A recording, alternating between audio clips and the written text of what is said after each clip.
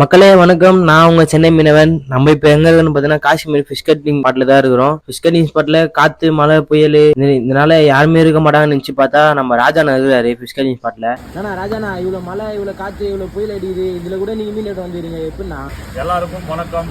ஆமாப்பா, நான் எப்பவுமே வீட்டில் இருக்க மாட்டேன். காற்று மழை புயல் எது அடித்தாலும் எப்பவுமே வந்து தொழில் முகத்தில் முடிச்சுட்டு தான் போவேன். அதுதான் என்னுடைய வழக்கம். இன்னைக்கு பார்த்தீங்கன்னாக்கா இந்த புயலின் காரணமாக மழை காற்று அதிகமாக இருக்குது. கல்லோரத்தில் மக்கள் யாருமே மீன் வாங்க வரல. அதிகமாக காற்று வீசுது. இந்த புயலும் வந்து வலுவடைஞ்சிருச்சு. ஆனால் வலுவடைஞ்சாலும் 6 நாட்களுக்கு மழை நீடிக்கும் அப்படின்னு சொல்லியிருக்காங்க. எல்லாரும் எப்போதும் மக்கள் எல்லாமே வெளியில் போகிறவங்க இருக்கிறவங்க வீட்டில் எல்லாம் உஷாராக இருக்க, பத்திரமா இருங்க.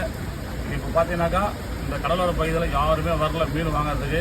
நாங்களும் வந்துட்டோம். கிட்டத்தட்ட பார்த்தீங்கன்னா ஒரு 9 மணி ஆயிடுச்சு. இதுக்கு மேலே வீட்டுக்கு நிறைய கட்ட வேண்டாம். வந்தோம், ஏதோ சாப்பாடு கடவுள் புண்ணியத்தில் கிடைச்சிது.